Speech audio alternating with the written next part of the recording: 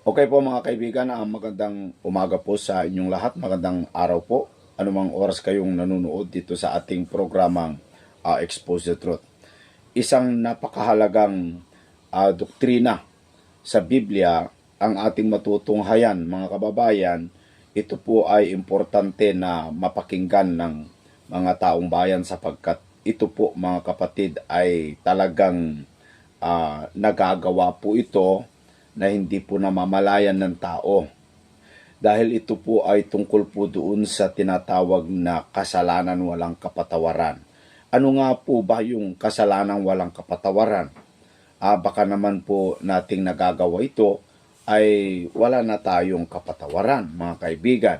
So sa oras na ito, atin pong alamin yung mga bagay na tungkol po sa aral ng Biblia sa pamamagitan po ng pangangaral ng ating kapatid na Eli na masasabi kong isa ito sa napakagandang malaman natin, mga kaibigan.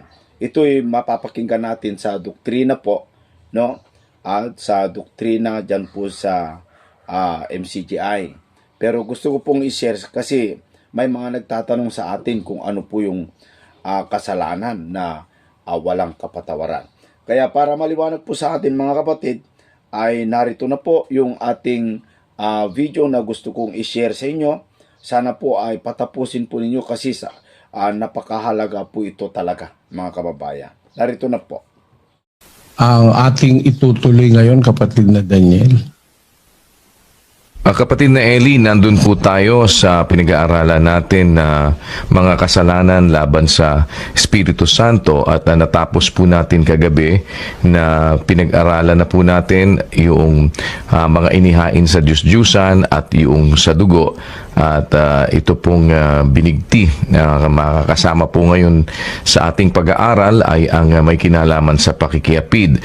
Ito pong sinasabi dito sa ipinaliwanag ninyo sa Gawa 15:29 na o sa 28 kung umpisahan po natin na minagaling ng Espiritu Santo at namin na huwag kayong atangan ng lalong mabigat na pasanin maliban sa mga bagay na ito na kinakailangan, na kayo'y magsiilag sa mga bagay na inihain sa mga Diyos-Diyusan at sa dugo at sa mga binigti at sa pakikiapid. Kung kayo'y mangilag sa mga bagay na ito, ay ikabubuti ninyo, paalam na sa inyo. Ito po ang inyong tinalakay, kapatid na Eli, pati na ang pagbabalik aral din doon sa mga inihain sa mga Diyos-Diyusan. At ito pong ating pinag-aralan, yung binigti na hindi lumabas ang dugo at ang paraan para huwag makakain ng dugo, ito po'y patutuluin. At ito po ngayon ang nalabi dito sa apat nating pinag-aaralan, yung pong binabanggit dito na pakikiapid. Ano po itong pakikiapid at bakit bawal itong pakikiapid? Anong uri ng pakikiapid ang tinutukoy po dito sa ating pinag-aaralan ng mga kasalanan sa Espiritu Santo na walang kapatawaran kung sasadyain nating labagin pagkatapos po na ating matanggap ang katotohanan, kapatid na Eli. Yun po ang atin pong naiwanan po kagabi. Ang ating natitirang tatalakayin yung punto na ipinagbabawal ng Espiritu Santo na pakikiapid, kung paanong bawal ang dugo, bawal ang inihanda sa Diyos-Diyusan sa mga Kristiyano, bawal ang binigti, bawal din ang pakikiapid. Ano po yung pakikiapid? Kasi dalawang klase ang pakikiapid. Yung pakikiapid sa hindi asawa. Mabigat na kasalanan po yan na gagawa ng halos napakaraming tao sa mundo. Kaya naghihiwalay, nagdidiborsyo dahil sa pakikiapid. Yan po ay papunta sa parusa yan yung pakikiapid ng tao sa laman. Meron po kasi yung pakikiapid sa espiritu. Meron namang pakikiapid sa laman. Tandaan nyo po, yung pakikiapid sa laman, sa isang nakakakilala ng katwiran, maano po yun mabigat po yun sa Diyos. Yung alam mo na yung aral, pero kung halimbawa kayo, kagaya nyo, hindi nyo naman alam ang aral, maaari namang yan ay mapatawad ng Diyos sa bautismo. Pero pagka kayo po ay nabautismohan na, yung pakikiapid sa laman at sa espiritu, parehong mabigat pong kasalanan yan. Maaari yung itanong, paano nagkaroon ng pakikiapid na espiritual? Pakikiapid na laban sa espiritu. Alamin muna natin yung pakikiapid na sa laman. Ano po ang inaatangan ng Diyos ng pakikiapid sa laman? Ang tawag ay pakikiapid. Basahin natin ang unang Korinto 7:1 hanggang 2, kapatid na Daniel. At tungkol sa mga bagay na isinulat ninyo sa akin, mabuti sa lalaki ay huwag humipo sa babae. Datapwat, dahil sa mga pakikiapid, ang bawat lalaki ay magkaroon ng kaniyang sariling asawa at bawat babae ay magkaroon ng kaniyang sariling asawa. Kung nakukuha niyo po ang sentido ng sinasabi ni Pablo, sa Korinto mayroong laging problema ang mga kapatid. Tungkol sa bagay ang wikang isinulat niyo sa akin, isinulat nila kay Pablo yung problema. Ang sagot ni Pablo, mabuti sa lalaki, huwag humipo sa babae. Pero ngayon, ang mga lalaki, lahat ng babae hinihipo. Yun pong sinabi sa Tagalog na huwag humipo sa babae. Sa Grego, yung pong salitang humipo, ilagay nga natin sa screen. Huwag humipo sa babae. 680. Haptomai. To attach oneself to. Yung salita pong wag humipo, hindi naman hipo lang na nahipo lang masama na. Ang kahulugan ng haptomai sa Grego ay magkaroon ng kaugnayan. Ma-attach ka, ma-involve ka, o kaya magkaroon ka ng relasyon. Yan po ang ibig sabihin ng haptomai sa Grego. Ngayon, bakit kaya nagkaroon ng ganong problema sa Korinto? Kung itutuloy natin sa versikulo 2, datapwat dahil sa pakikiapid, ba? Yun pala ay nangyayari, pakikiapid pala yun na nagkakaroon sila ng mga relasyon na sexual. Dapat, dahil sa pakikiapid, ang turo ng Biblia, bawat lalaki magkaroon ng kanyang sariling asawa. Ang babae rin magkaroon ng kanyang sariling asawa. So ang pakikiapid, yung pakiki-attach o pagkakaroon ng relasyon sa hindi mo talaga asawa. Kay dalaga yan, kay byuda yan, kay ano pa yan, kung hindi mo naman asawa, hindi ka dapat nakikipagrelasyon sexual. Kasi pag hindi mo asawa, nag-a-attach kayo sa sarili nyo, nagkakasundo kayong gumawa ng mga sexual acts. Yan po ang pumapatak na pakikiapid na karnal. Karnal po yan, material sa laman. Yang pakikiapid na yan. At meron pong warning ang Biblia dyan sa bukod sa kanyang asawa, hindi naman niya asawa o kaya bukod sa kanyang asawa, nagkakaroon sila ng relasyon. Diyan nyo makikita. Pati yung pagpunta sa mga bahay ng mga tawag dun sa Kapampangan, Ano ba tawag sa Kapampangan doon, Brad Josel? Alam mo ba tawag? May bahay doon sa Kastila. Derechahan yun eh. Casa de Puta sa Kastila. Casa de Puta. Bahay ng mga prostitute. Ang tawag doon, maraming tawag, ramera, puta. Oh. Pagka ikaw bumupunta doon sa mga upahan o sa mga massage parlor, sa mga kung ano-anong mga para magkaroon ka ng sexual na pakikipag-ugnay sa hindi mo naman asawa, nahuhulog po yon sa pakikiapid. Tingnan ninyo ang sabi ng Biblia sa 13:4 ng unang Korinto, ng Ebreo. Maging marangal nawa sa lahat ang pag-aasawa at huwag nawang magkadungis ang higaan sapagkat ang mga mapakiapid at ang mga mapangalo niya ay pawang hahatulan ng Diyos. Kung napansin nyo, yung mapakiapid, yung laging nakikiapid, at yung laging nangangalo niya, pawang hahatulan ng Diyos. Ang nakasulat po diyan sa Grego, pawang parurusahan ng Diyos. May parusa po yan, may penalty yan.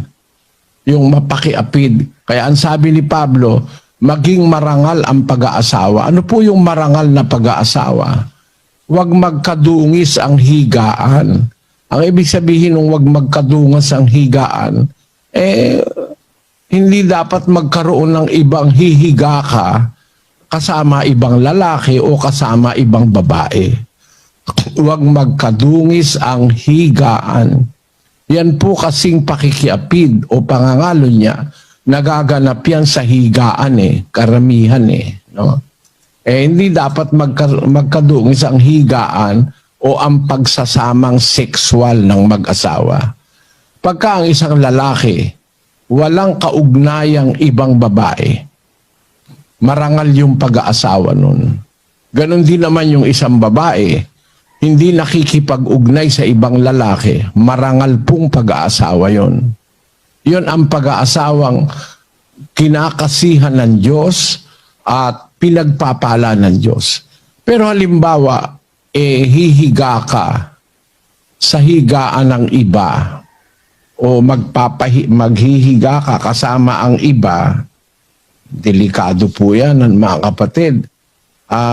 Sabi ng Biblia, ang mapangalo niya at ang mapakiapid, pawang parurusahan ng Diyos. Kapwa parurusahan ng Diyos. So yan po mga kaibigan, maliwanag po sa atin kung ano po yung pakikiapid sa laman, no? Na kahit yung pumunta ka lang sa isang lugar, sa bahay aliwan, at ikaw ay umorder ng isang inumin at kumuha ka ng babae, isang uri din ng pakikiapid, mga kababayan. Ayon po sa talata na ating napakinggan, na yung mag-asawa dapat ay hindi po marumihan ang higaan. Ibig sabihin, yung relasyon po ninyo bilang mag-asawa ay sana po ay wag pong madumihan o madungisan o mahaluan, mga kapatid. Ikaw bilang isang lalaki o bilang isang babae, dapat maging tapat ka sa iyong asawa, na kung ikaw ay Kristiyano na, maliban lang doon sa mga hindi Kristiyano, kasi wala naman po tayong karapatan upang husgahan o hatulan. Bahala na po ang Diyos sa kanila, bagamat alam natin masama po yun, pero ang pinag-uusapan natin dito ay tungkol po sa mag-asawa, no, na Kristiyano. Yung Kristiyano na, yung tumanggap na sa aral, yung tumanggap na ng doktrina ng ating Panginoong Jesucristo. Ito po yung ating pinag-uusapan. So maliwanag po, mga kaibigan, miski pa nga yung mag-desire ka o magnasa ka, ay kasama din doon po sa ipinagbabawal po ng Biblia. Kasi yun po yung sinabi ni Kristo na bawal po, mga kapatid, para hindi po magkaroon ng kasi kapag nakakaramdam ka ng ibang pakiramdam kasi doon sa iba, yun po yung magtutulak sa iyo Kaya dapat miski yung pag-desire, pinapatanggal na ng ating Panginoong Hesukristo. So, yun po yung ipinagbabawal sa Biblia na dapat, mga kaibigan, ay hindi po tayo pwedeng kung ikaw ay Kristiyano ay huwag ka na pong makiapid. Ayan. So yun yung una, kasi dalawang pakikiapid po yung tinatalakay po dito. So yung pangalawa, ano naman yung pakikiapid sa espiritu o sa yung spiritual na pakikiapid, mga kaibigan? Ano yung spiritual na pakikiapid? Kasi kung mayroong pong literal, mayroong pong physical na pakikiapid, meron ding, kasi tayo kasi dalawa yung ating pagkatao. May pagkatao tayo sa labas, may pagkatao din tayo sa loob. Kung yung labas na anyo ay nagkakasala, yung panlabas na anyo ay nagkakasala sa tao, sa Diyos, o kanino man, mga kababayan, yan po ay magkakaroon po ng kapatawaran yan kung yan ay hihingan mo ng kapatawaran. Ang masaklap po dito, mga kababayan, ay yung buhay nating spiritual o yung pagkataong loob na sinasabi po ng Biblia, no? Yung pagkataong loob na pwede rin magkasala katulad ng kasalanan na nagagawa ng lamang anyo natin. Nga lang, spiritual din. Kung magsinungaling ka sa laman o sa pagkataong labas, ay pwede ka rin magkasala miski sa spiritual ng kasinungalingan. Nga lang, spiritual din, mga kaibigan. So, dapat alam natin paano yung magkasala sa laman o sa physical na literal na nakikita, at ano din naman yung kasalanang spiritual.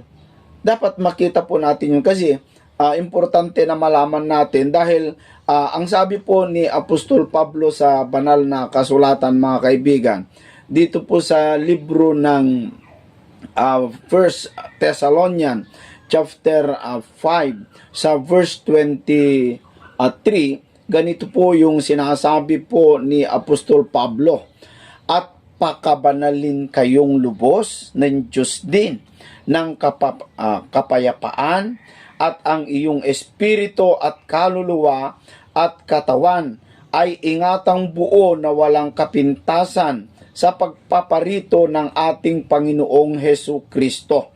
So, pinapaingatan po ni Apostol Pablo yung ating pagkatao, yung buong pagkatao natin sa espiritu, sa kaluluwa at sa katawan. Kasi maaari magkasala ka sa espiritu, magkasala ka sa laman, mga kapatid. Ngayon, ang alamin po natin ngayon, isunod natin pakinggan sa ating kapatid na Eli, ano po yung kasalanan sa espiritu o yung pakikiapid? Ano po yung pakikiapid sa espiritu? Ito, mga kapatid, panuorin natin. Kaya nga, iglesia, dapat malinis sa pakikisama kay Kristo. Hindi dapat na tayo nagtataksil. Ang asawa ng iglesia sa termino ng pagsasama, makikisama ka kay Kristo ng matapat sa Kanya. Siya ang parang pinaka-asawa ng bawat isa sa iglesia. Yung salitang asawa po, ibig sabihin, naka-attach, nakatali ka kay Kristo. No? Kaya bawal yung magkaroon ka na yun Bakit? Si Kristo naman talaga ang lalaking tinutukoy na iniwan ng ama niya at ina niya bilang mag-asawa. Doon sa eternity, No? Kaya pala sa Biblia, dahil dito'y iiwan ng lalaki ang kanyang ama't ina, makikisama sa kanyang asawa.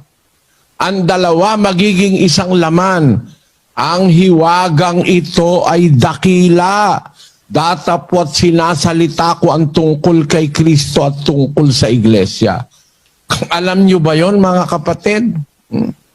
Na ang kahulugan nito kung hiwagang dakilang ito ng Biblia? Yung palang sinabi ng Diyos sa Eden, iiwan ng lalaki ang kanyang ama at ina, makikisama sa kanyang asawa, ang dalawa magiging isang laman. Ang hiwagang ito'y dakila. Dakila pala lamang hiwaga nun. Ang tinutukoy pala doon si Kristo at ang iglesia. Magsasama bilang mag-asawa. Doon sa eternity. No? Kaya pala sa Biblia, mayroong talinghaga ng pagkakasal. Ang ikakasal yung kordero, si Kristo yun. Doon sa kaharian ng Diyos magaganap ang kasal. Ngayon, ang iglesia engaged kay Kristo. Engaged ang iglesia. Bahagi tayo ni Kristo. Parang yung lalaking nag-asawa, magkaisang katawan na sila nung asawa niyang babae. Ang iglesia naman, parang engaged naman kay Kristo. Tayo ang wika'y sangkap ng kanyang katawan. Ang hiwagang ito'y dakila. Totoo namang mahiwaga yun eh. Bakit? Si Kristo naman talaga ang lalaking tinutukoy na iniwan ng ama niya at ina niya dahil sa iglesia. Ano ang ibig sabihin? Hindi ba nasa langit siya kasama nung kanyang ama mula sa eternity? Magkasama sila ng tatay niya. Sinugo siya ng ama, iniwan niya yung ama niya, yung amang nasa langit, yung spiritual na ama. Ang ama, ang Diyos ama. Iniwan ni Kristo. Tapos, ipinanganak siya dito sa lupa ng kanyang ina na si Maria. Nung mangangaral na siya at titipunin niya na iglesia, iniwan niya yung ama niya, iniwan niya pa pati si Maria, ang kanyang ina. Nakisama ngayon siya sa iglesia. Ang iglesia at saka si Kristo ay naging isang laman. Kaya sabi ni Pablo, ang hiwagang ito'y dakila. Ang sinasalita ko'y ang tungkol kay Kristo at tungkol sa iglesia. Yang dakilang hiwaga na yan, paano ngayon ituturo yan ng CCF? Dakilangang hiwaga yan na ang iglesia kasal kay Kristo o engage kay Kristo. Basahin natin ang 11 ng 2 Korinto, versikulo 2. Sapagkat ako'y naninibugho tungkol sa inyo ng panibughong ukol sa Diyos, sapagkat kayo'y aking pinapag-asawa sa isa, upang kayo'y maiharap ko kay Kristo na tulad sa dalagang malinis. Usap ni Pablo ang iglesia.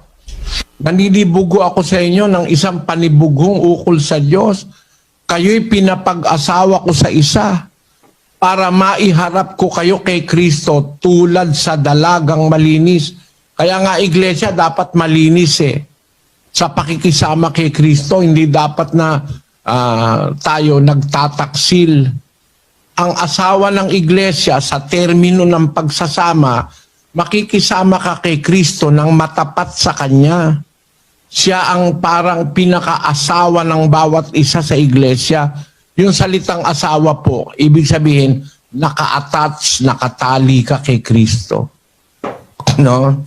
Kaya bawal yung magkaroon ka ng attachment sa ibang lalaki. Makikiapid ka o sa ibang babae. Ganon din naman ang iglesia, naka-attach, nag-asawa kay Kristo. Naka-engage kay Kristo. Pagka nagsumamba ka, na-attach ka sa ibang Diyos, makikiapid ka nun, kapatid. Alam mo ngayon ang ibig sabihin ng pakikiapid na laban sa Espiritu Santo, kapatid na Josel? Po, may ano po may parallelism po palang pinanggalingan din po, Brad Eli. Meron po kasing sa laman, meron pong sa espiritu. Ang iglesia po, tulad sa dalagang malinis, engaged, attached, o yun po yung kahulugan ng salitang pag-asawa po o asawa sa ating Panginoong Hesukristo. Kaya pala pag ang tao po engaged na kay Kristo, tulad sa dalagang malinis po ang iglesia, ano ka sa iba, makiki-fling ka, kumbaga makiki-attach ka sa kanila. Ibang Kristo po yung mga yon. Mangyayari po sa iyo, makikiapid ka laban sa espiritu. Brad Eli, ganun po pala yon. Basahin natin ang unang Korintos 6. May paralelism yan Versikulo 15. Hindi ba ganinyo nalalaman na ang inyong mga katawan ay mga sangkap ni Kristo? Kukunin ko nga baga ang mga sangkap ni Kristo at gagawin kong mga sangkap ng isang patutot? Huwag nawang mangyari. O hindi ba ganinyo nalalaman na ang nakikisama sa patutot ay kaisang katawan niya? Kaya't sinasabi niya, ang dalawa ay magiging isang laman. Ngunit ang nakikisama sa Panginoon ay kaisang espiritu niya. Kakita nyo? Ang nakikisama sa Panginoon sa iglesia, kaisang espiritu niya. Kung tayo'y sangkap ng katawan ni Kristo, pinag-isa tayo kay Kristo. Hindi, kumbaga sa laman, pinag-isa kayo ng asawa mo, bawal na makisiping ka sa ibang katawan, sa ibang babae, sa ibang lalaki. Spiritually, tayo naman sa iglesia ng Diyos, mga kasangkap ng katawan ni Kristo. Kung sangkap tayo ng katawan ni Kristo, hindi naman tayo malaya na makisamba, makiapid, o dumiyos, o lumuhod, o magpasan ng ibang Diyos, o makipagrelasyon sa ibang Diyos, kasi committed ka na kay Kristo. Pag nangyari yon, sabi ni Pablo, di nyo ba nalalaman ang inyong katawan, kaisang katawan ni Kristo, sangkap kayo ni Kristo? Kukunin ko baga ang sangkap ni Kristo, gagawin kong sangkap ng isang patutot? Huwag nawang mangyari. Bakit? Hindi nyo ba nalalaman na ang nakikisama sa patutot ay kaisang katawan niya? Nakakapareho ka na ng patutot. Sapagkat sinasabi niya, ang dalawa magiging isang laman. Kaya ang susunod, ngunit ang nakikisama sa Panginoon, kaisang espiritu niya. Kung nakikisama ka kay Kristo sa iglesia, dapat magkaisang espiritu kayo. Ano susunod? Magsitakas kayo sa pakikiapid. Meron palang pakikiapid laban kay Kristo. Yun ang sinabi ng Apostol Pablo. Takasan nyo yung pakikiapid na yan. Takas kayo dyan. Mabigat yan. Kasi ang nakikisama kay Kristo, sangkap niya, dapat kaisang espiritu niya. Pagka makikinabang ka pa o makikipagrelasyon ka ba sa ibang espiritu, nako, mapakiapid ka lalabas. Kaya itong mga espiritistang ito, nako, kung sino-sinong espiritong kinakausap, espiritu ng mga mangkukulam, espiritu ng mga kung sino-sino ang kinakausap niya mga espiritista, numero 1 nagkakasala yan ng pakikiapid laban sa Espiritu Santo. Ayaw kasi ng Diyos, makikisangguni ka sa ibang espiritu. Dapat kay Kristo at sa Espiritu Santo ka sumasangguni. Basahin natin ang 31 ng Isayas. Sa aba ng mga mapanghimagsik na mga anak, sabi ng Panginoon, na nagsisisangguni, ngunit hindi sa akin, at nangag-aalay ng alay, ngunit hindi sa aking espiritu, upang makapagdagdag ng kasalanan sa kasalanan. Kita nyo, yung sumasangguni sa ibang espiritu, nagdadagdag ng kasalanan sa kasalanan. Patong-patong na kasalanan yan. Nakikiapid ka sa espiritu ng iba. Espiritu ni Buddha, espiritu ng mga Hinduismo, espiritu ng mga Arianismo, espiritu ng mga Confucianismo, espiritu ng mga Zoroastrianismo, at kung ano-ano pang ismo. Huwag kang makikisama ron, kapatid. Lalabas, hindi ka tapat kay Kristo, nakikiapid ka. Biro mo naman ito, baka pa ang sinamba, baka ay lipante. Oh, kawaawang mga tao. Sumasamba, lumuluhod, hinahalikan pa yung elipante. Espiritu ng demonyo yung mga yan, yung gumagawa ng ganyan, yung mga Hindu na yan. Elipante. Oh. Kita nyo. Yung iba, daga pa. Espiritu ni Satanas yan. Yung nakikiapid sa hindi tunay na Diyos. Sumasamba sa hindi tunay na Diyos. Kagaya nito. Sinasamba yung estatua. Parang Katoliko. Yan pala, mga pakikiapid yan laban kay Kristo. Laban sa Espiritu Santo. Patunayan natin.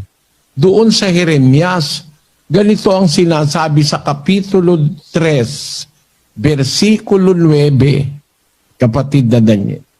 Kaya sa kanyang kahiyahiyang kahalayan ay dinungisan niya ang lupain at nakiapid sa bato at sa kahoy. Basahin nga natin yan sa vernacular. Og nahitabo tungod sa pagkagaan sa iyang pagpakighilawas nga ang yuta nahugawan ug siya nanapaw sa mga bato ug uban sa mga tuod sa kahoy. At milyari king ulining kayan naningke ang pamipaliwas, king ing labwad merinat, at migkamitiya king pamaki pangalugod, king ulira ding batu at ding pundutong. Ket naaramid gapu iti kababain apan nakikamalala na tidaga na tulawan. Ket isu nakikamalala kadagiti batbatu ken kadagiti puun ti kayo. Asinang nangyari, naninhuli kan kagianan kan sa iyang pagpasambay, nadigtaan ang daga, asin nakipagsaro siya sa gapo, asin sa kahoy. Bangod sang pagpatuyang sang iya pagkamahilawason, ang duta gindagtaan, kag nagpanglahi siya sa mga bato kag sa mga kahoy. Ket agawa lapuod lemaw na inpikaluguran to, asay dalin adutakan. Tan si katuso aki kaluguran, ed saray bato, tan ed saray kiyo. Tanyo, mali ang salin sa Bicol, Bradmel. Nakisaro. Opo, Dapat dyan nakipagsaro. nakiapid. Opo. Ano yung nakiapid? Dapat nakiapid eh. Ano yung nakiapid sa Bicol? Ito lang po ang... Kasi yung nakipagsaro. Wala naman Bicolano to, di marunong ng Bicol. Hindi ko po makuha, kapatid. Kasi yung nakipagsaro, nakipag-isa yun, hindi ba? Opo. Hindi. Hindi maintindihan mabuti. Yung nakipagsaro, nakipag-isa, pero sa talagang salita, nakalagay dyan, nakiapid. Kaya tama ron sa Hiligay nun eh. Ang sabi sa Hiligay nun, nagpanglahi. Sa Bisaya, sa Cebuano, nakalagay dun sa Cebuano, ay nanapaw. Tama yun, ano, Brad Jelly? Opo, tama po yun, nanapaw. Nanapaw. Ibig sabihin, nakiapid. Opo. Kumbaga, sa material, nakipag-sexual relationship. Di ba ganun yun, kapatid na Jerry? Opo, opo. Sa Ilocano, tama rin yata. Ilagay mo nga Ilocano, nakikamalala. Tama yun, ano? Tama po, kapatid na Eli. O, tamo. Ito si Brad Mel, hindi napapansin yung wika niya. Ano ba kayong mga Bicolano kayo? Dapat sa pagbabasa ng Biblia, alam mo yan, ikaw Brad Josel. Curious ka ba sa Kapampangan? Mababaw po ang alam kong Kapampangan, Brad Eli. Hindi ko po, Yun ang sinasabi ko. Pagka ang nagtatranslate, hindi alam yung ginagawa niya, Okay, so maliwanag po sa atin mga kaibigan na kung mayroong pakikapid sa laman tulad ng mag-asawa, makiapid siya sa ibang lalaki. Yung iglesia po pala mga kaibigan, kumo tayo po ay magiging asawa ni Kristo, yung mga Kristiyano, meron ding pakikiapid sa Espiritu. Tulad yung tinalakay ng kapatid na Eli na kung ikaw na po ay nakipag-isa na kay Kristo, sabi nga ng kapatid na Eli, kung nakipag-isa ka na kay Kristo, ay nakatali ka na sa Kanya. Tulad yung mag-asawa, na yung mag-asawa ay nakatali sa kanyang asawa habang siya'y buhay. So, kung ikaw ay tumanggap na sa ating Panginoong Jesucristo, naitali ka na sa katawan ni Kristo, nakipag-isa ka na sa katawan ni Kristo. So, hindi ka na pwede ngayon na pumunta kung saan-saan mo gusto na punta ka pa sa prosesyon, punta ka pa sa nobena, punta ka pa sa lualo, sabi sa Ilocano yan mga kaibigan. Masama po yon. Tulad yung gawa ng mga taong hindi sumasampalataya. Gaya yung kung ikaw dati ay lasinggero. Sabi mo, nakipag-isa ka na kay Kristo, pero sa lasinggero ka pa rin, spiritual pa rin yun na pakikiapid. Yun po yung nauunawaan ko dito sa pinapaliwanag ng kapatid na Eli na ang pakikiapid sa Espiritu, kung yung ayaw ng Espiritu ay ginagawa mo, ayaw ng Espiritu ng Diyos. Dahil ganito po kasi mga kaibigan at mga kababayan, nung pumataas po ang ating Panginoong Jesucristo, nung nasa langit na po siya, bago pumanhik sa langit ang ating Panginoong Jesucristo, meron po siyang ginawa. Dumalangin po siya sa kanyang ama upang mayroon siyang kahalili. Hindi po yung Pope yung kahalili po ni Kristo, kundi sabi po dito sa John chapter 14 sa versikulo 16, "At ako'y dadalangin sa Ama, at kayo'y bibigyan niya ng ibang mang-aaliw upang siyang sumainyo magpakailanman sa makatuwid bagay ang Espiritu ng katotohanan." Ano gagawin yung Espiritu ng katotohanan? Dito po sa verse 26, "Datapwat ang mang-aaliw sa makatuwid bagay ang Espiritu Santo, na susuguin ng Ama sa aking pangalan, siya ang magtuturo sa inyo ng lahat ng mga bagay at magpapaalaala ng lahat na sa inyo'y aking sinabi." So, ang gagawin ng Espiritu Santo, tuturuan ka sa mga bagay na itinuro ng Panginoong Jesucristo para hindi mo makakalimutan, ipapaalaala niya. Yun ang gawain ng Espiritu Santo, hindi po magpayanig. Gaya yung ginagawa po ng iba na ilehens nila yung tao and then yayanig, mangangatal yung tao. Hindi ganun ang gawain ng Espiritu. Ang gawain ng Espiritu Santo ayon sa Biblia ay tuturuan ka kung ano yung dapat mong paglakad bilang isang Kristiyano. Sa kapitulo 16 sa versikulo 13, ganito ang sabi, "Gayon may kung siya," sinong siya? Yung Espiritu. Ang Espiritu ng katotohanan ay dumating, ay papatnubayan niya kayo sa buong katotohanan. Siya yung magpapatnubay sa atin. Sapagkat hindi siya magsasalita ng mula sa kanyang sarili, kundi ang anumang bagay na kanyang marinig. Ang mga ito ang kanyang sasalitain at kanyang ipahahayag sa inyo ang mga bagay na magsisidating.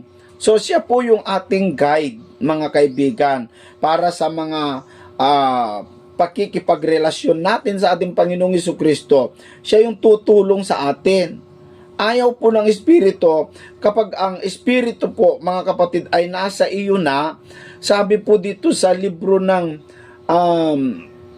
Galatia, Kapitulo 5 sa versikulo 16, sinabi ko nga, sabi ni Apostol Pablo, magsilakad kayo ayon sa Espiritu at hindi ninyo gagawin ang mga pita ng laman.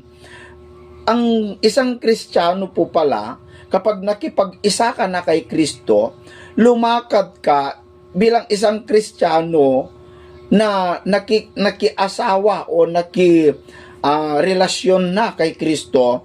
Ang paglakad mo bilang isang kasintahan ni Kristo, lumakad ka ayon sa gusto ng Espiritu, kasi siya yung magtuturo sa iyo Siya yung iniwan ni Kristo o inatasan ni Kristo para maging guide mo, kahalili niya, turuan ka kung paano lumakad bilang isang Kristiyano, mga kaibigan at mga kababayan. Kaya bawal po kapag ikaw na po ay nakipag-isa na kay Kristo, ay wag mo nang dapat gawin yung mga bagay na nakaraan, tulad yung kung ikaw ay nagnanakaw, dapat wag ka nang magnakaw. Kung nagnanakaw ka pa rin, still pakikiapid yun sa Espiritu. Kung dati ay nagsisinungaling ka, wag ka nang magsinungaling. Kasi kung nagsisinungaling ka pa rin, ibig sabihin nakikiapid ka pa rin sa Espiritu ng demonyo. Nakikiapid ka sa espiritu ni Satanas. Kasi si Satanas, siya yung espiritu ng mundo, siya yung ama ng kasinungalingan, mga kaibigan. Kaya kung yung mga gawain ni Satanas, yun po yung ating nagagawa, ibig sabihin nakikiapid. Ganun po pala yung pakikiapid sa espiritual. So kung may physical, literal na pakikiapid, mayroon ding spiritual na pakikiapid. Na ano po yon? Yung mga gawa na kung yung mag-asawa ay ang pakikiapid ay tungkol po doon sa pakikipagrelasyon niya sa ibang lalaki o ibang babae. Sa spiritual na pakikiapid naman, kapag ikaw ay sumunod na kay Kristo, tinanggap mo na si Kristo, at gumagawa ka pa rin sa dati mong dating gawa o yung gawa ng laman, isang uri ng pakikiapid po yon sa Espiritu. Lalong-lalo yung pumunta ka doon sa mga Diyos-Diyusan, kung ano yung ginagawa nila, ginagawa mo din. Ay hindi, ano lang ito, pakikisama lang ito.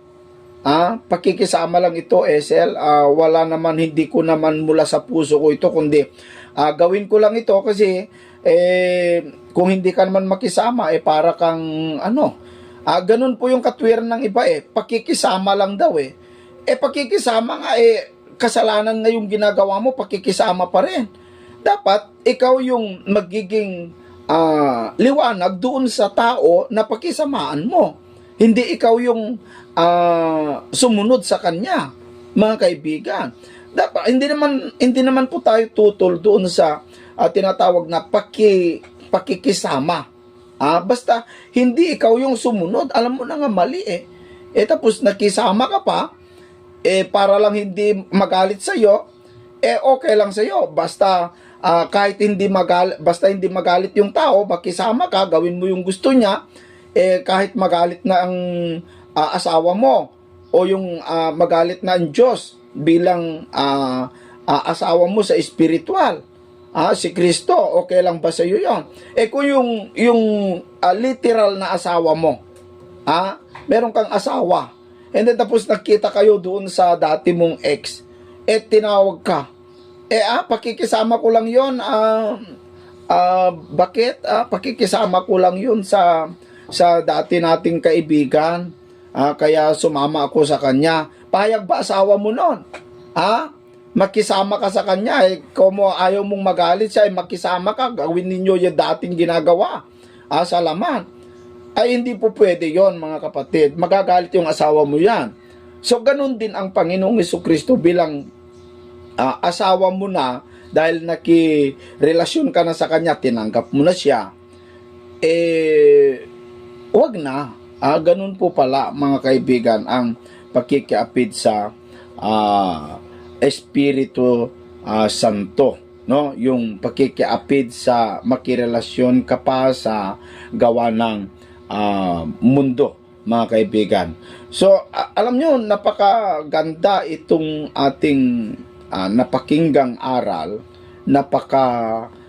husay ang pagkapaliwanag, mga kababayan, no?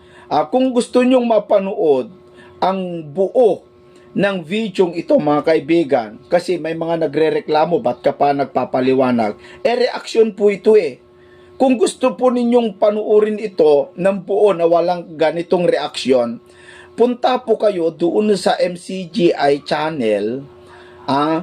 Kasalukuyan naman yata ang doktrina, mapapanood nyo ito buo. Mga kaibigan, huwag po kayong magreklamo dito, punta po kayo doon. Mga kapatid, kasi buo naman doon sa MCGI channel. Pindutin nyo lamang po, nasa link po sa baba, may link po doon ng MCGI. Pindutin po nyo dito sa description sa video ito, mga kaibigan.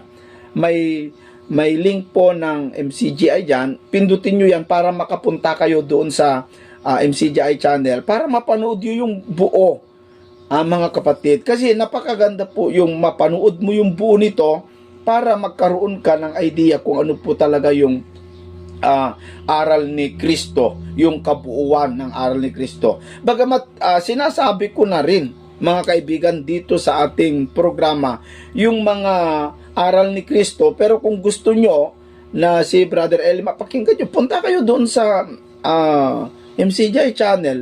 Nasa YouTube naman mga kaibigan no? So at dito napakaganda yung pagkapaliwanag na yung babae, ang isang kautusan sa mag-asawa ay iwanan ang kanyang asawa at makipagkaisa.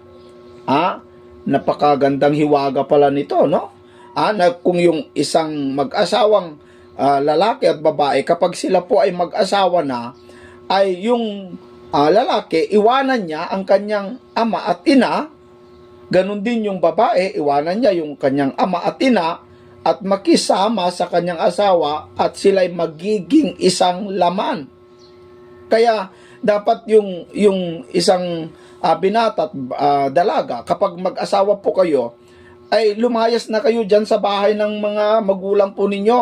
Ang utos po ng Panginoon, lumayas ka na dyan. Kasi minsan kasi kung andyan ka pa sa piling ng iyong mga magulang, magkakaproblema niyan. Mga kaibigan, kasi karamihan, mga kapatid, na napapansin ko na hindi po magkasundo ang magbiyanan. Maraming ganyan, halos ang mag-asawa. Kaya ang utos po ng Biblia, mga kaibigan, mga kababayan, kapag nakipag-asawa po, ayon po kay Mateo, kapag nakipag-asawa, lumayas ka o iwanan mo ang iyong ama at ina at makipagkaisa ka. Yan ang tinatawag na magiging isang laman. Nagaya din ng pakikipag-asawa sa Espiritu o sa kay Kristo, na kapag ikaw po ay nakipag-asawa na, nakipagrelasyon na kay Kristo, iwanan mo na si Satanas. Wag ka nang makipamahay pa kay Satanas, wag na. Iwanan mo na si Satanas na dati mong magulang, dati mong asawa o anuman. Iwanan mo na si Satanas, makipagkaisa ka na kay Kristo. At kung ano po yung gusto ng asawa mo, wala ka ng kapangyarihan sa katawan mo. Dito po sa unang Korinto, sa unang Korinto Kapitulo 7 sa versikulo 3, ganito ang sinasabi: ibigay ng lalaki sa asawa ang sa kanya'y nararapat. At gayon din naman ang babae sa asawa.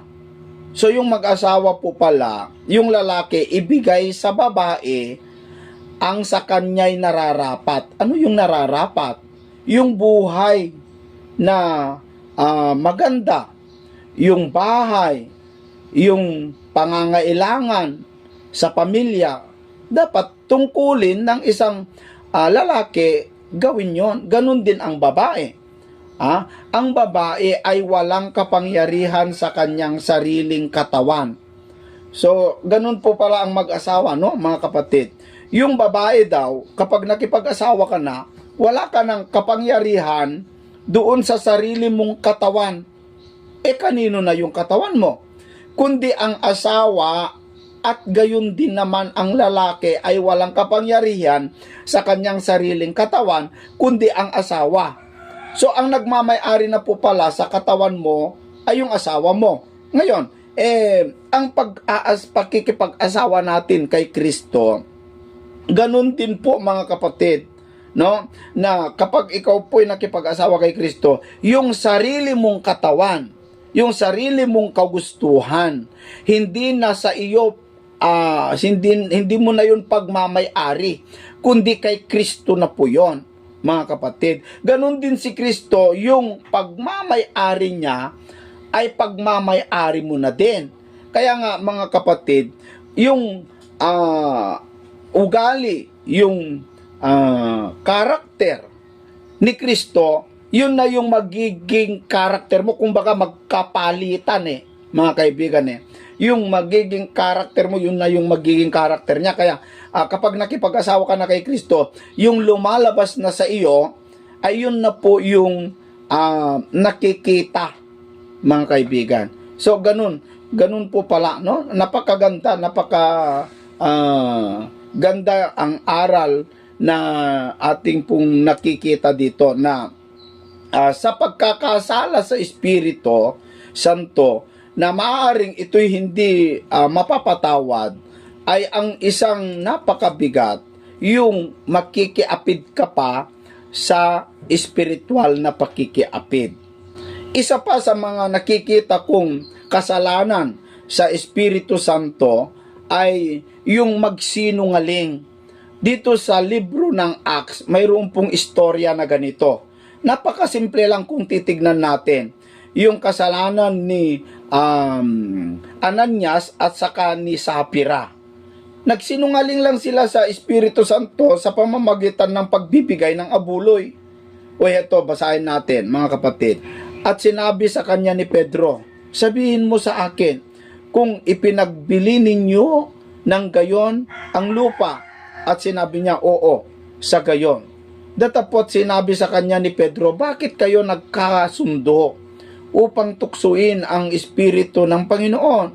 Narito, na nga sa pintuan ang mga paa ng mga nagsipaglibing sa iyong asawa at kanilang dadalhin ka sa labas. At pagdakay na handusay sa paanan niya ang babae at nalagot ang hininga. At nagsipasok ang mga kabinataan at nasumpungang siya'y patay at siya'y kanilang inilabas at inilibing siya sa siping ng kanyang asawa. So dito yung pagsisinungaling ng mag-asawa na meron po silang ibinentang lupa, yung kalahati iniwan sa kanilang bahay. Tapos yung kalahati, yun ang dinala doon sa iglesia. Ibinigay lang ang kalahati, hindi ibinigay lahat.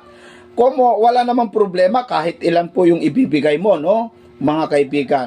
Pero ang problema kasi dito, nagsinungaling po itong mag-asawa na para bang nagmayabang na ito na yung pinagbentahan namin sa lupa. Lahat ito ibibigay namin. Parang nagkasundo sila sa pagsisinungaling. Na yun po yung hindi po nagustuhan ng Espiritu Santo ng Diyos na dahilan kaya po sila'y namatay. Hindi po sila pinatawad ng Espiritu Santo ng Diyos.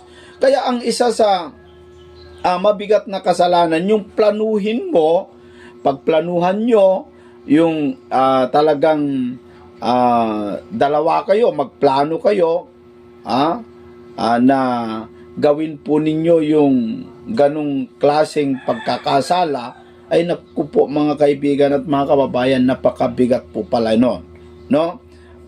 Hindi po pala mapapatawad yon.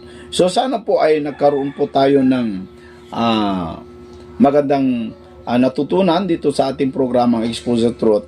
Mga kapatid, ipagpatuloy lamang po ninyo ang manood sa mga ganitong programa sapagkat napakarami po tayong matutunan.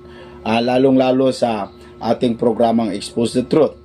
At ulitin ko lamang po mga kaibigan, kung gusto po ninyong mapanood yung buong video na ito, punta lamang po kayo doon sa MCGI channel, mapapanood nyo po ito buong buo. Lalong-lalo kapag punta po kayo doon sa tinatawag na mass indoctrination. Hanggang sa susunod po mga kaibigan, kita-kita po muli tayo sa programang ito.